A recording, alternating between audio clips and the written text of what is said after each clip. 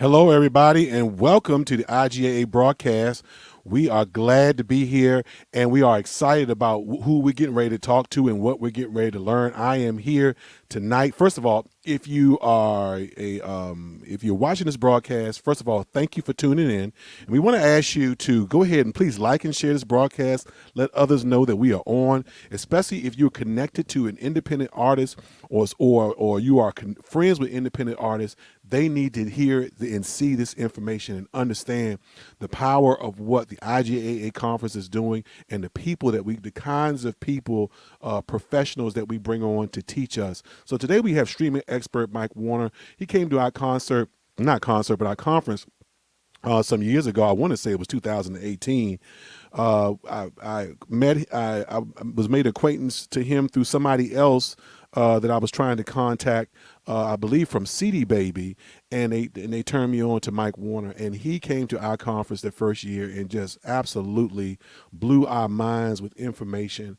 And the people that tuned in that day, that were in attendance that day, asked him many questions because he really opened our eyes up to what streaming is all about and really how to conquer and be prosperous with Spotify, Apple Music, and all the other sites, and how that process goes. So will you please help me welcome Mike Warner to our broadcast?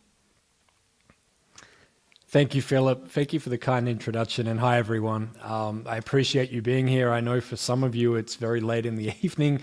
And Philip, I know that you're always up late at night, so I appreciate you being here as well. Well, man, it's all good, and I want to thank you for joining us tonight. Tell us a little bit about who is Mike Warner? Sure. That's an interesting question. The very short version is I've been a music lover from a young age. I got into DJing and then I switched to making music. And then I transitioned from making music to focusing on an independent project with myself and two friends, and eventually got into the side of educating and speaking and hosting workshops and helping other artists. And I realized that's what I enjoy doing the most. I mean, I still love making music and playing music from time to time, but I love being able to just help other artists out because there's so many things that we need to know. There's so much information out there that I just wanted to be another person putting good, helpful information out into the world. And that's why opportunities like IGAA you mentioned in 2019, that was a fantastic experience for me as well. So how did you get involved in really diving into the streaming situation? It all started back it was around 2014, and with my project, I should stop saying project, it's my band. We're called Date Night. Come on, Date Night. Yeah, it rolls off the tongue, very easy to remember. The goal was basically a name that people could back announce on radio and people could easily find. So we had gone independent with our music. We were no longer with any record labels and basically had to do everything ourselves, from finding a distributor to getting our music out. And Spotify had just launched in Australia at the time, and I'd just moved to the US, but I still have the accent. So I reached out to Spotify Australia on their Twitter account and sent them a direct message and just said, we've got a new album coming out and we'd love to know how we can share it with you. What's the best way? And they actually wrote back and said, send us the link here. And we did. And then they responded and said, check the new releases page on Friday. Surely enough, our album was highlighted on the new releases homepage on Spotify in Australia. And we had a song on New Music Friday. Obviously now that's unheard of because Spotify have the pitch forms that they've made available to everyone. But just that one interaction was enough for me to realize number one, the power of asking, but also just how many opportunities like this are just right there that we're not aware of. If we reach out to that person, send them a direct message, or we fill out this form, what other opportunities could we be capturing for our music as well? So that's when I just went all in from that moment forward. Thanks to that successful direct message with Spotify, that was enough to say, we can do this, we can do more. And then as we had those wins, I documented it so that I could share it with other artists, how we actually got those as well. Yeah, and you have what is the name of the particular presentation that you do when you go around the conferences? Yeah. So the one that I'm doing right now, because the one that I did in 2019 was purely playlist focused. The one that I'm doing now is more, it revolves around all of the places that you can have a presence online with your music and all of the tools that are provided from different streaming platforms. So we'll go into Apple Music for Artists and we'll look at how they have a tool where you can create cards, which are basically images pre-created you can share on your social media. We'll go into a tool that Spotify have created, which give you codes similar to scannable QR codes, where you can put it on a flyer, on a poster. People can scan that and immediately launch into your song or artist page or playlist in Spotify. And then we get into things like editorial playlist pitching, of course, because there's now direct ways to do that with Spotify, Amazon, Deezer, and Angami, which is a platform a lot of people aren't as familiar with here. They're based out of the Middle East, but they do have a presence in the US as well. So the process of pitching has gotten much easier? It's gotten easier, but that also means more people are doing it. So it's become an art form, whereas previously it was submit this form, you've got a pretty good chance that someone is going to see it because not everyone is doing this.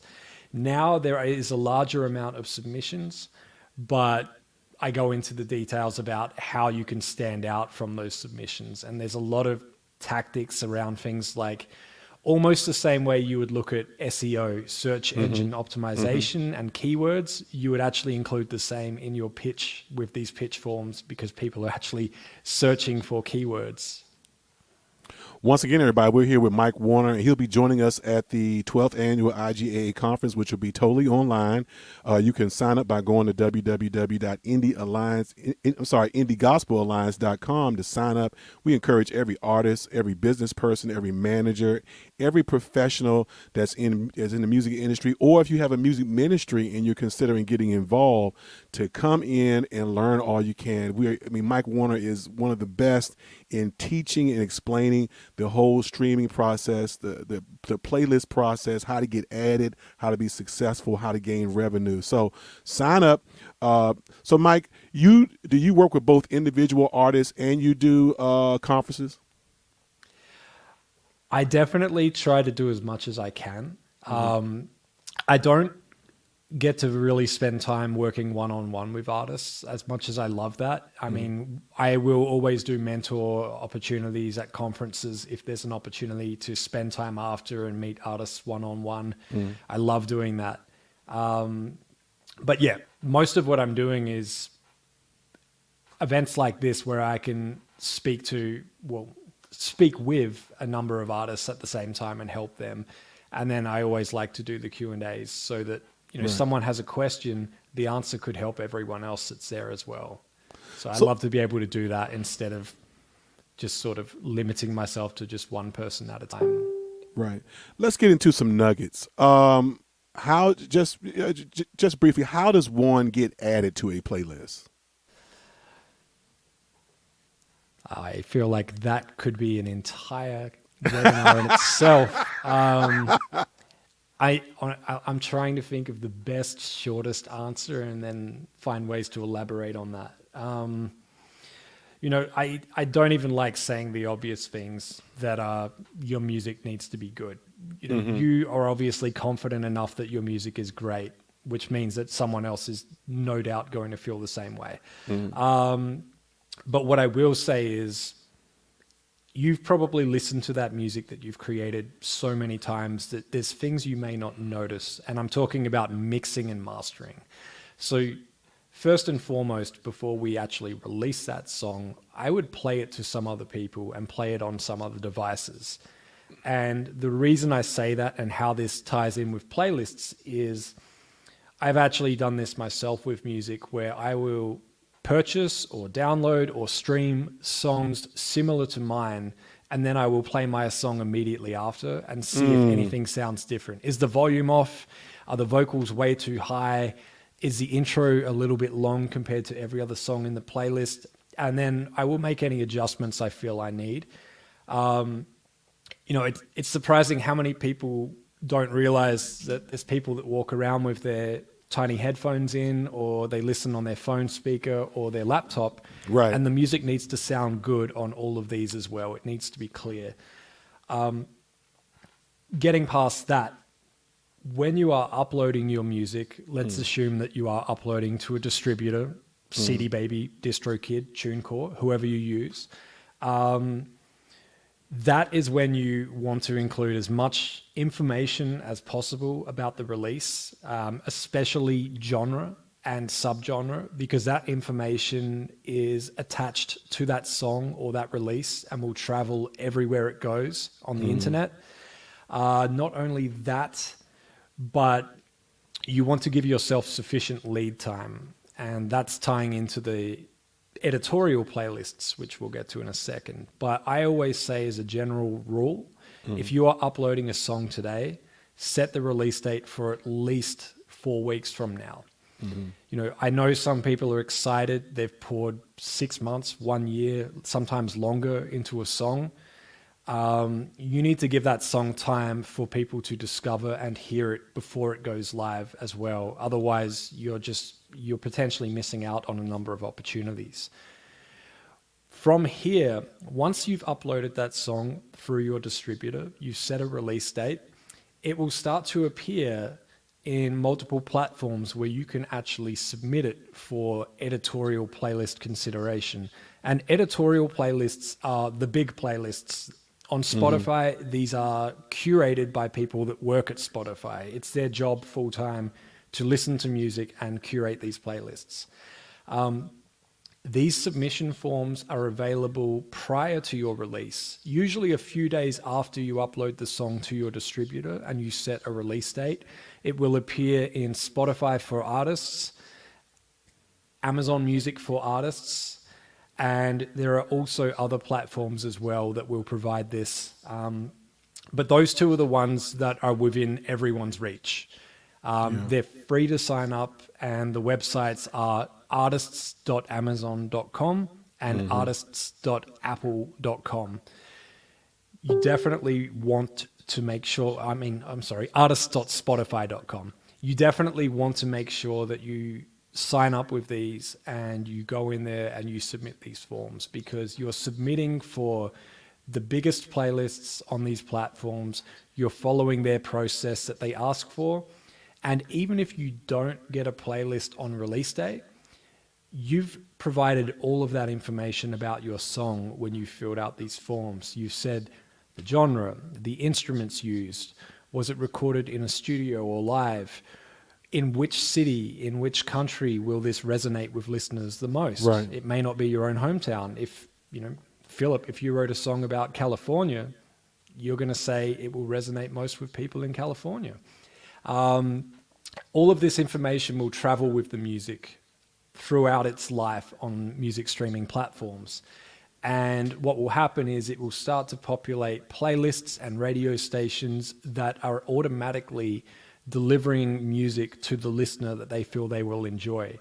So you've set yourself up for the future, not just for a potential playlist on the day your song is released. And that's one point that I always want to get across, is that what you're doing here is setting you up for long-term growth. It's not going to be overnight. The day your song comes out, it doesn't mean that all of a sudden everything happens that day.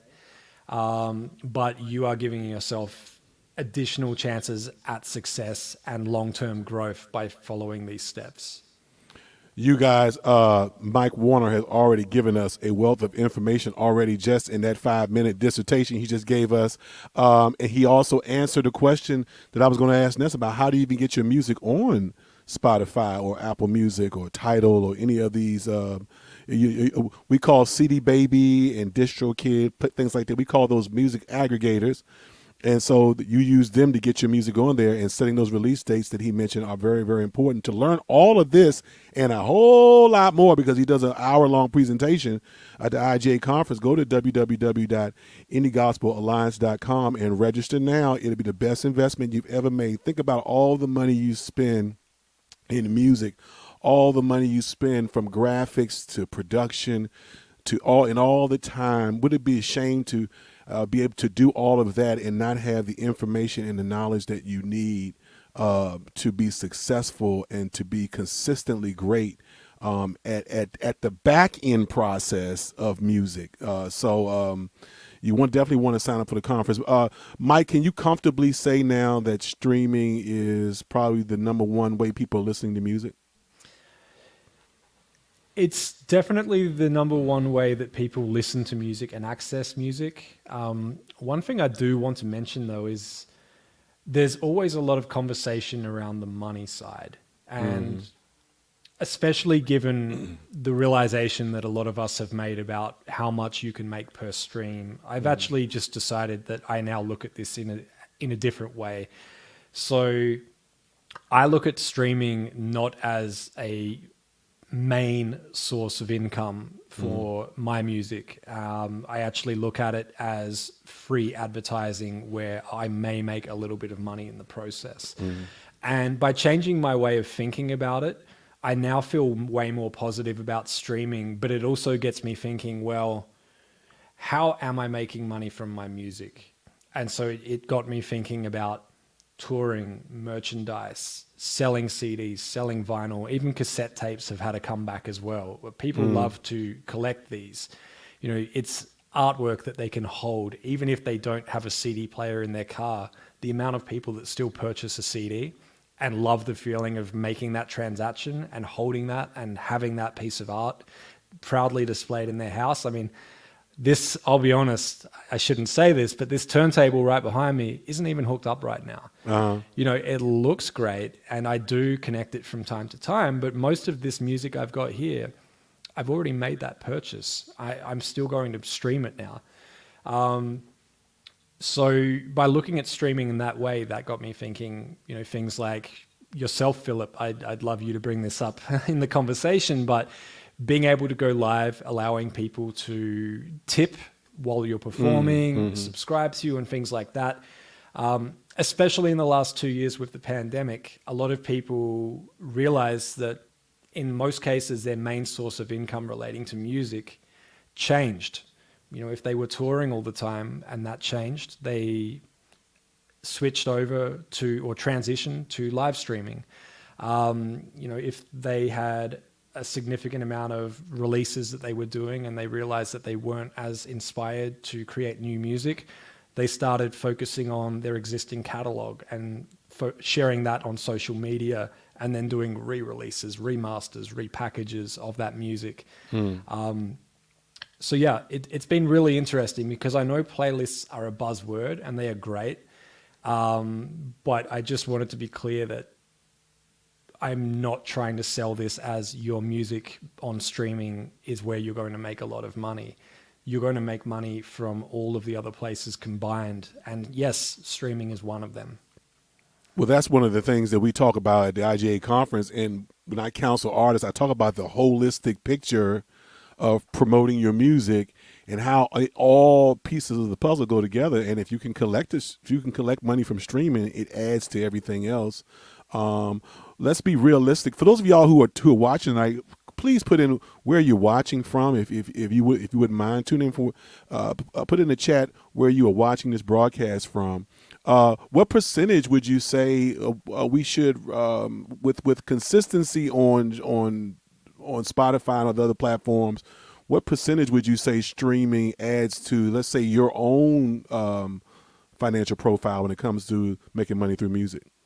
Yeah, I would say 25%. That's not bad. Yeah. and you know, that is because I've applied everything that I've learned over the years. And you know, it sounds corny, but I have to practice what I preach. If Right. I don't do everything I tell other people to do, people will call me out on it. I've had people call me and say, "Hey, Mike, you released a new song and you didn't do this." And I'll go, thank you so much. I didn't, you know? So that keeps me in check, I guess. They make sure that I'm doing all of these things, which I appreciate. You know, it's great because I know that people are following my examples as well. You know, it didn't happen overnight. It's taken a long time, and there's been about 40 songs that have been released since Date Night became a group back in 2014. So, By the way, you know, it's happened over time. By the way, people in the chat say they love Date Night. It's easy.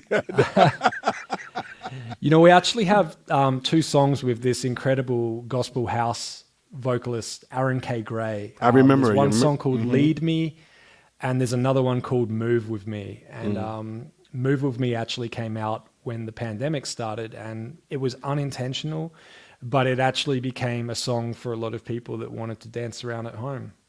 And, you know, so that was great. You know, just another reason why people need music, and music can help people through challenging times as well. Wow. Well, you know, this is one question I haven't asked you pertaining to the IGA conference is, what was your impression after that first session you did? I mean, had you ever been in a situation like that where people were asking those many questions in a forum? Honestly, I came in with no expectations, which I try to do at every event, because I mean, I've spoken at 2 very different events in the same week sometimes. And, Right. You know, I came in not knowing. I walked into this big, beautiful church, and all of these smiling, happy, warm, friendly people. Everyone was making sure that I was stopping to get food and water and just taking good care of me. And then the session, I remember, I expected it to be 30 minutes and then I'd just switch to Q&A. And I ended up I kept going, and then I kept feeding off the energy from everyone in the room. And the quality of the questions was great. And one thing that I'll never forget is someone in the room asked a question, and I straight up said, I'm not sure about the answer. And someone else put their hand up and actually answered that for them. Wow. And I was learning the same way that other people in the room, I hope, were learning as well. I got to be part of that experience. So, you know, I've spoken at a lot of conferences, and you know, this was the one where I just really felt there was a strong sense of community support and a lot of love in the room, and I just felt so welcomed. You know, I remember afterwards just walking out to the hallway and just continuing the conversations, and I even ended up on the way to the airport. There was someone that was at the conference, and the conversation continued. So, yeah, I can't thank you enough for that experience. And, you know, I think that all of the attendees, and in the events that have followed with IGAA as well, you know, everyone is really smart. You know, this is a business. Right. And I don't mean that in a suit and tie kind of let's focus on the money thing, but I mean, you are very serious about this. It's the same as if we opened up a store. You know, we care about it. It's ours. It's our baby. We love it. And the way that people are, you know, doing everything they can for themselves, for their music, it was really inspiring, because I'll be honest, there's people out there that are in this for other reasons, and it showed that people were in this truly for the love of the music. Yeah.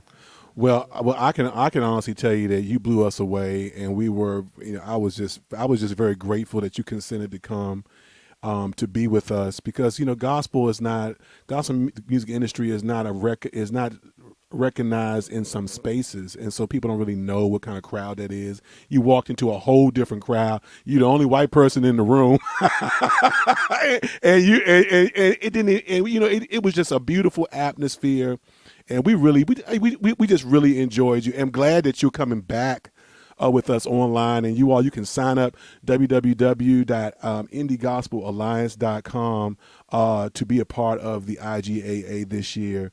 If you have a question you'd like to ask, please go ahead and put it in the chat. We'll try to answer all we can, but we really want to encourage you. If you are bold enough to spend all that money, put all that time in, if God has blessed you with this ministry, giving you this purpose, this passion, you owe it to yourself to equal it with knowledge and to undergird all of your passion and your purpose with knowledge. In church, they say, get some learning with your burning. So if you put those two together, then you will really, really really see success. Mike has his website is playlist push. I'm sorry, work hard, play. I keep thinking about. Did you do something called Playlist Push at one point? There is a friend that has a company called Playlist Push. Okay, I don't know where that completely came from, separate, but it's in my mind. No, that's okay. Yeah. Yeah. So look him up, workhardplaylist.com. Are you still have that book that you released some years ago? I do. So actually, the first edition was out when I first spoke in 2019. The second edition came out in August last year, and the audiobook came out last month on Audible and Apple audiobooks. So for the first time, it's now available as an audiobook in addition to paperback, Kindle, and other digital formats as well. So just wanted to make it available in as many places as possible. Right. Today is the 8th. Let me see. Sunday is, I'm going to do so. How much is that book? The audiobook?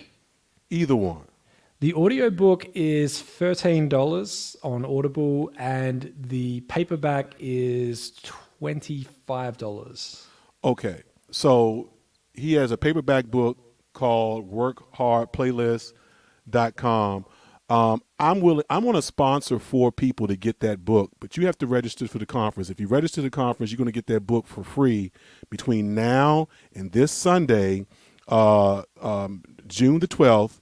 You have 4 days to register for the conference, and I'm going to bless 4 people. The first 4 people, as a result of hearing this tonight, if you register for the conference, we're going to send you that book, because we believe it's just that important that you have Mike Warner's book. Mike Warner is, let me tell you something, in an industry with a lot of snakes, Mike Warner is one of the most honest, integral people I have ever met. And Mike, I want to thank you for that. Wow. I thank you, Philip, for the words and for your generosity. I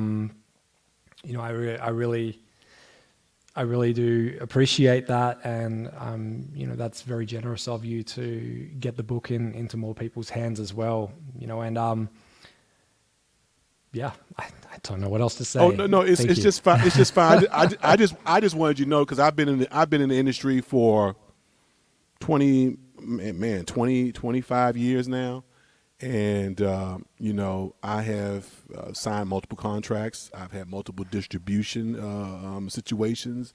I've been through a lot of things, so I know great people when I see them.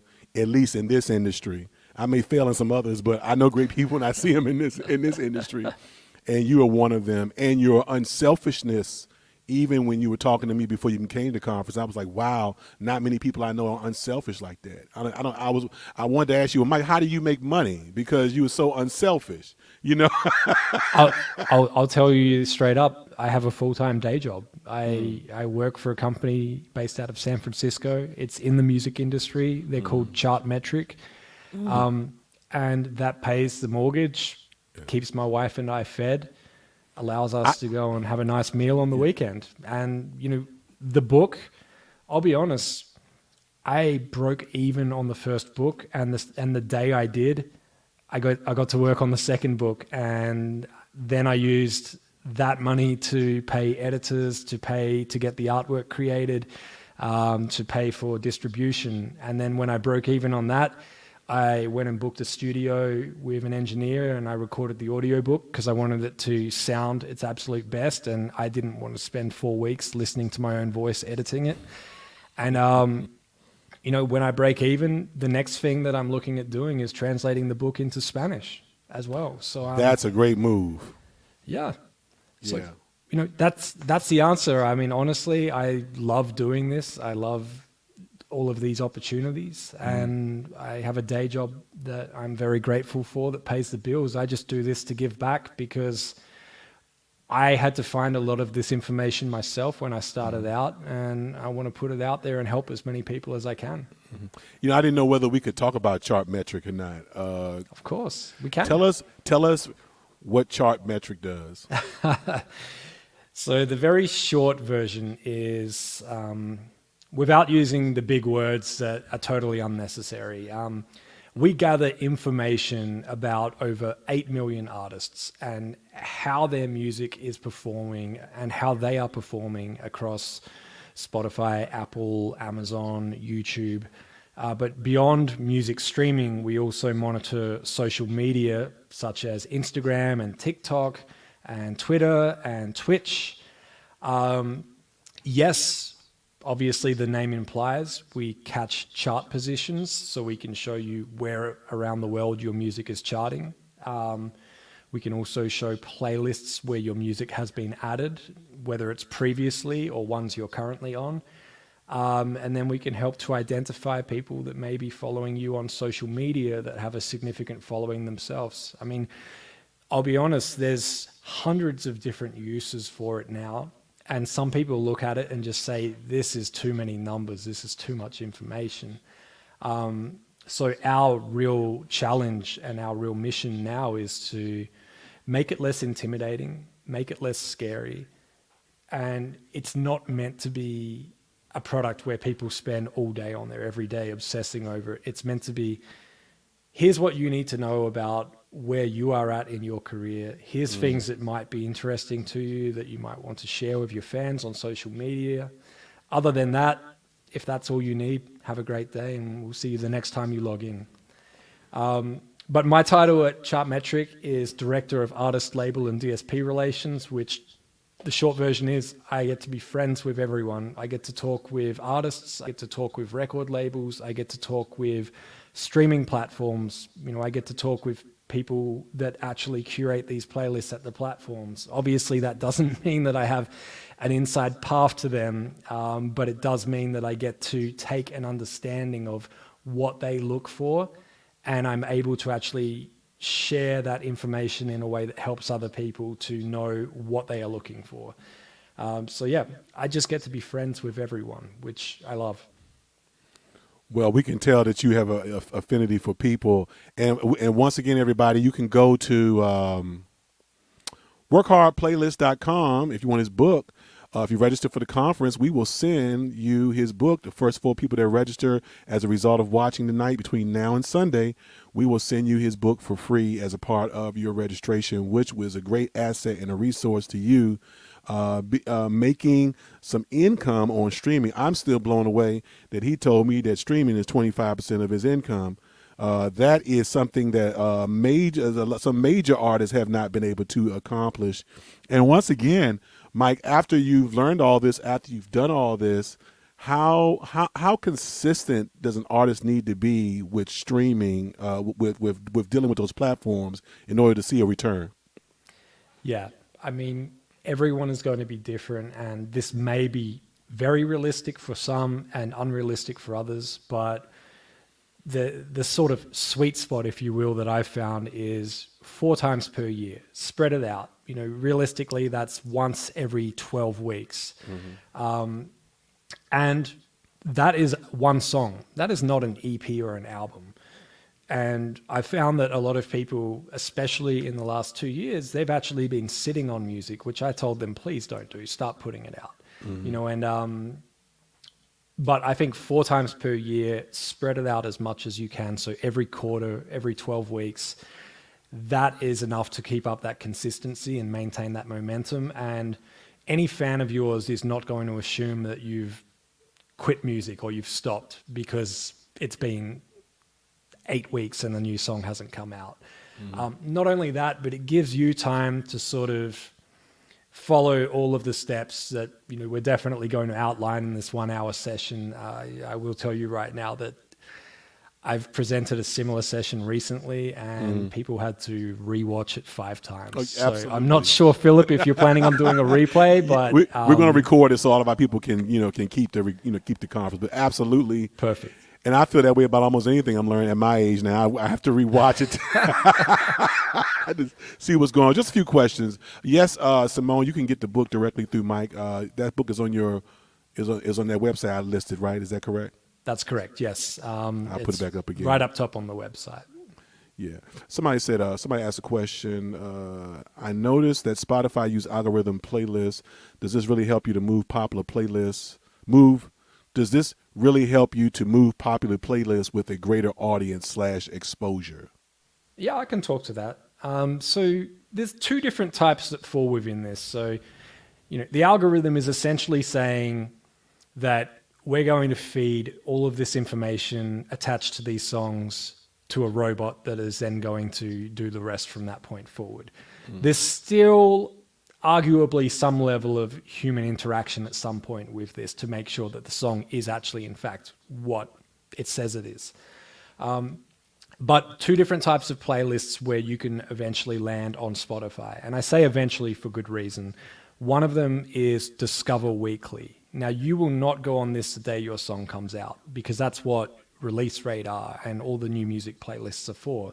Discover Weekly is essentially songs or artists that you may have missed.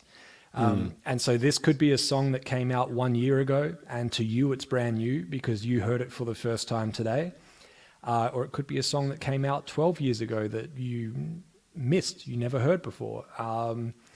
And that is their intention with that, to fuel that discovery of music that they feel you may have missed and would enjoy. The other playlist that they have what's called personalized editorial playlists on Spotify. So these still look like a normal playlist curated by Spotify.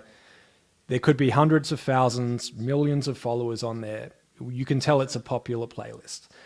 What's different about these is that instead of let's say there's 100 songs in there, instead of the same 100 songs being in that playlist for everyone, it will be different. So what that means is there's a playlist on Spotify called Weekend Hangouts. And if I were to go into Spotify right now in my account, and Philip or anyone here were to go and look at that same editorial playlist from their account, you would see different songs in that playlist. So what Spotify do is they essentially have a pool of up to 600 songs, or a giant bucket, if you will. They put all of these songs into there. And then from those 600 or thereabouts, from those 600 songs, they will pull out 100 songs and say, we think these 100 songs would be best suited to Philip when he listens to this playlist. And so what's really fun about this is that it's not falling under one specific genre. So, if you like upbeat music on the weekends, that's what you will get in that playlist. If I like to, lay down and fall asleep on the weekends, I'm going to get very different music in that same playlist.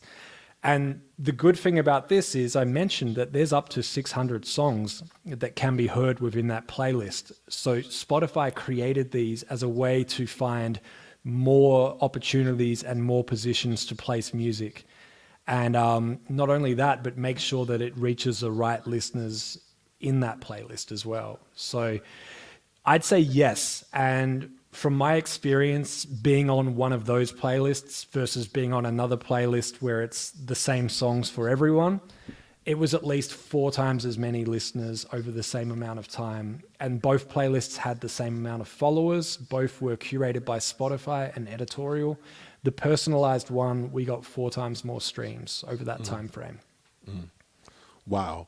I hope that answers your question, PW Melodies. I know it was a lot to take in, and if you all are if your head is already hurting, that just means you need to sign up for the IGA conference. You need to go to www.indiegospellions.com. It's July the 7th through the 9th. Plan your day out, take off, come on Zoom with us, and really enjoy. We had planned to be in person, but we decided that it was best for one more year to go online, and then next year we'll do a hybrid situation and bring everybody back. And as long as Mike is living, he's willing to come. We're going to make sure he gets to the IGA conference because we need this information, and we love him. He's a great guy. Mike, there's not a whole lot of people are not asking a lot of questions. I think they're taking this all in. What would you just one or two things you would tell an artist to do right now that is considering releasing music? One of two things I would tell an artist right now to do. I would definitely say don't rush. Once you finish that song, give yourself time, because you poured so much time into that song to get it to that level of completion. Give yourself a significant amount of time to actually make sure that you tick all the boxes and you give yourself every opportunity with that song. The other one, I know some people don't like to hear this, but the truth is you need to show up on social media. I'm not saying that you need to have it installed on your phone and you need to be on there all day, every day. Definitely not. I'll be honest, most of the apps that people can find me on, I don't have them installed on my phone. I have a separate tablet and I go on there and I catch up on everything and I respond to everyone and then I put it away. And that's how I manage it, because I know I need to be present on there, but I don't need to be on there all day, every day. And, you know, if you struggle with things to post on social media, there's definitely a lot of things I've picked up, such as TikTok is one great example. So with TikTok, you don't necessarily have to be posting yourself on there all the time. At the very least, just get an understanding of how it works. And the reason I say that is anytime someone creates a video on TikTok and includes your song, you get paid for that. It counts as a stream, the same as it does on other platforms. You can follow your own music on TikTok and you can see all these videos created. And the best part is, and I'll give an example from a recent song that we released with Date Night. We had a song called Big Blue Sky. And we basically just said, anyone that's outside and there's a blue sky, you know, use this song in your video. And about 40 people over the span of a few days did that. And we were able to press on the screen and hold and save some of those videos. We now have content that we could post on social media. So we had videos that other people had created on TikTok. We were posting them on our social media, which was sharing that creation from that person, which they appreciated. And it was helping to spread the word about that song. So we actually had other people creating content for us because, you know, I struggle with creating content myself. So yeah, I'd say those two are the most important. And Philip, I did just want to add, I had a quick look at the comments and I'm going to go through them again after as well. But I did see at least one person that said that they are based in San Diego. Okay. And tell me if it's okay to say this, but it's fine. Go ahead. I'm based in San Diego for anyone that didn't know. And I'm actually hosting my own event. It's me from start to finish in downtown at a place called Gallery 130. And Philip, if it's okay with you, I did post a note in the private chat. I believe, please correct me if I got your name wrong, but I believe it was Gina in the chat. So, you know, if you're interested, you know, obviously please come to IGAA.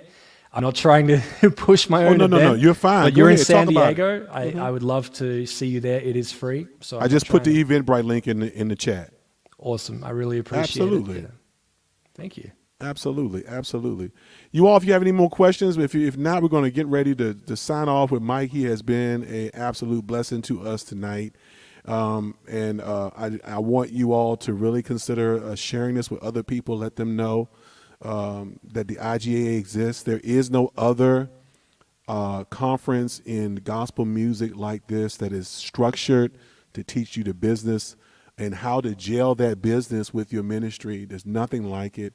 And as we cater to indie artists, 1 year our motto was, we're not major, but we are the majority. And this was years before a lot of artists became independent artists that were signed artists to major labels, and we really are. And once you know that, you know that you can collaborate, navigate together, and do big things for your ministry and for your business. And so we want to encourage you to sign up. Mike, thank you again, my friend. We really appreciate you. We're going to run, I'm going to run an ad and we're going to be out. But if you want to sign off, that's fine. Once again, go to his website, which is, let me put it up again, workhardplaylist.hard.com. And then I put, if you're in the San Diego area, you want to go to see his event, put the Eventbrite link for anybody that might watch this that lives in the San Diego area. Go check him out. And so, Mike, thank you again, man. I look forward to seeing you again in July. And, of course, if there's anything that Philip Carter and the IGA Conference could ever do for Mike Warner, you let us know. We got your back. You've already done so much, and I really appreciate it, and I appreciate being part of this. And thank you to everyone in the comments. I've just had another look, and there's some very kind things in there. So thank you, Philip. Thank you, everyone. I really appreciate this. I appreciate all of you, and I'm looking forward to the conference in July. And once again, everybody, for the first 4 of you all that sign up between now and Sunday, we're going to gift you with Mike Warner's book. We're going to mail it to you. We're not going to wait to the conference. We're going to put it in the mail and get it right to you. So everybody have a great night. God bless you, and we'll see you soon.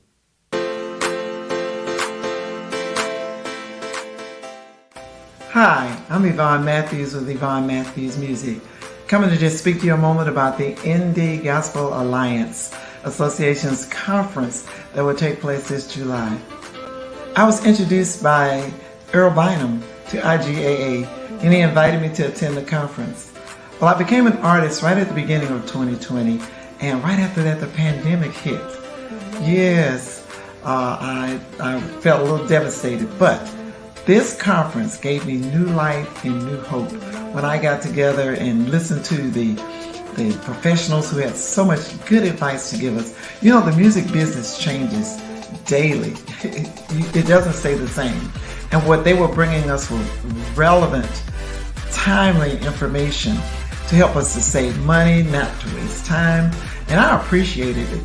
We had time to ask questions, hear the pitfalls that some of the other artists may have gone through, so we don't have to repeat the same mistakes. I was on track pretty well when I came to this conference, but I was empowered to do better. I'm so looking forward to this year's IGAA conference, because as the music industry changes, I must change along with it to stay relevant. The ministry is important, the business is important. Meet me at IGAA Conference, July 7th through the 9th. I'll see you.